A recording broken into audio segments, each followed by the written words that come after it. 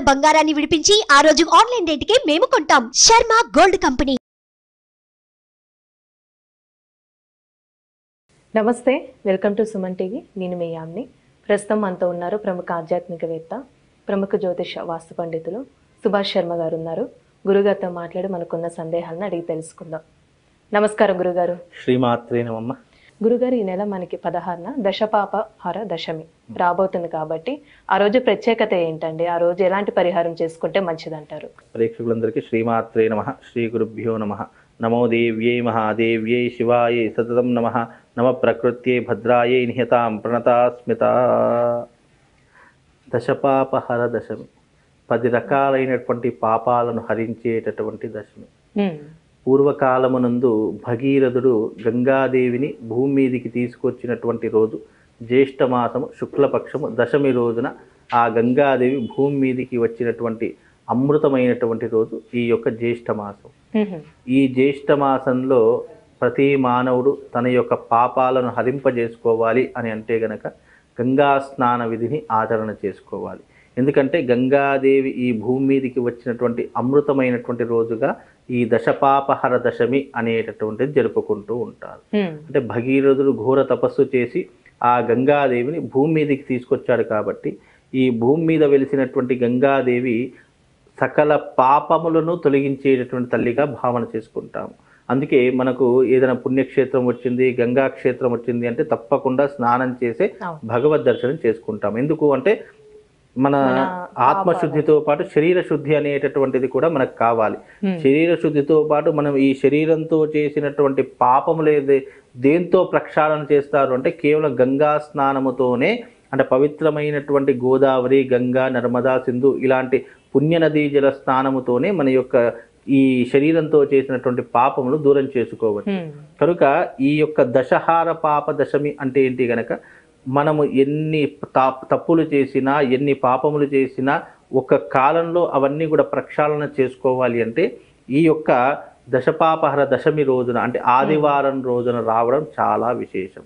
అందులోనూ దశపాపహర దశమి ఆదివారం వచ్చింది కాబట్టి అది అర్కవారము అని అంటాము ఆదివారాన్ని. అలాంటి వారం వచ్చింది కాబట్టి ఈ దశపాపహర దశమి రోజున ప్రతి ఒక్కరూ గంగా స్నానం చేసుకోండి.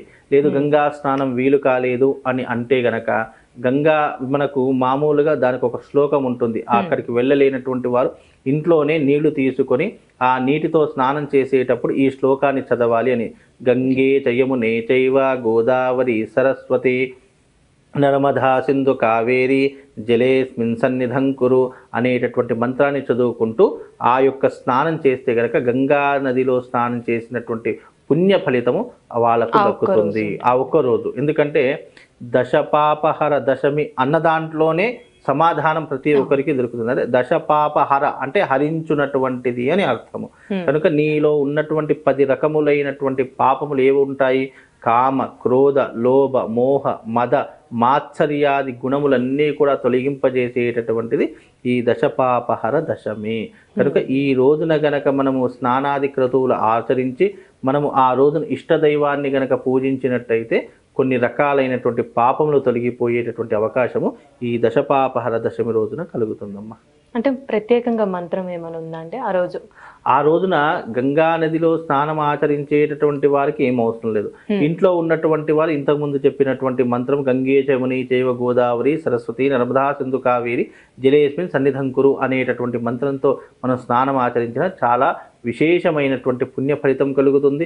గంగా స్నానం చేసినటువంటి గొప్ప పుణ్య ఫలితం కూడా మనకు దక్కేటటువంటి అవకాశము ఈ శ్లోకం ద్వారా ఉంటూ ఉంటుంది.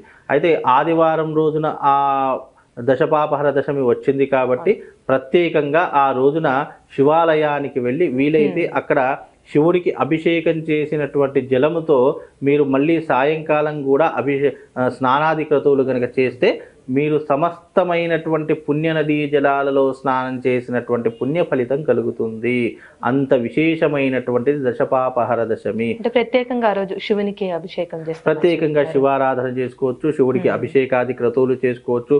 వీలైతే ఆ రోజున మృత్యుంజయ హోమాలు కూడా చేసుకోవచ్చు. ఎవరైనా చాలామంది ఆరోగ్యం బాగా లేనటువంటి వారు కానివ్వండి, లేదా మనకు ఏదైనా రోగ సంబంధమైనటువంటి వ్యాధులు ఉన్నాయి, చర్మ సంబంధమైనటువంటి వ్యాధులు ఉన్నాయి, ఏదైనా ఇబ్బందులు ఉన్నాయి, రోగాన్ని తొలగించుకోవాలి అని అనుకున్నా కానీ ఆ రోజున శివుడి యొక్క జలంతో అభిషేకాది క్రతువులు చేయించినటువంటి జలంతో ఆ రోజున స్నానం చేసిన ఆ దశపాపహర దశమి రోజున చేసేటటువంటి పాపములతో పాటు శరీర వ్యాధి రోగాలు కూడా నయమవుతాయి అని చెప్పేసి కూడా దీని ద్వారా తెలుసుకోవచ్చు. కొంతమంది ఇళ్లలో గంగాజలం ఉంటుందండి, దాన్ని కూడా ఉపయోగించవచ్చు అంటారా? తప్పకుండా చాలా మంది కొన్ని పుణ్యక్షేత్రాలకు వెళ్ళి గంగాజలాన్ని స్టోర్ చేసుకుంటూ ఉంటారు, గంగాజలాన్ని తెచ్చుకొని ఇంట్లో భద్రపరుచుకుంటూ ఉంటారు. అలాంటి వారు కూడా ఆ యొక్క గంగాజలాన్ని నీటిలో కలుపుకొని గనక స్నానం ఆచరించడం కూడా ఎంతో విశేషమైనటువంటి పుణ్య ఫలాదులను కలిగిస్తుందమ్మా.